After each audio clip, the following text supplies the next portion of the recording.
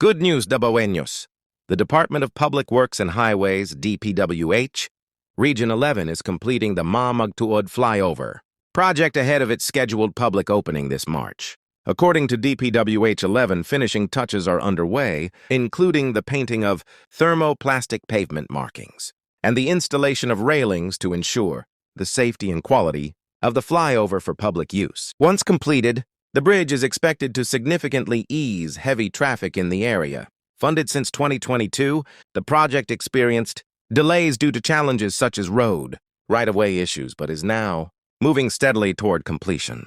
Sa mahabang daan ng ating paglalakbay, traffic at pagod ang laging kaakbay. Ngunit sa puso'y may bagong liwanag, isang pangarap na ngayon'y ganap.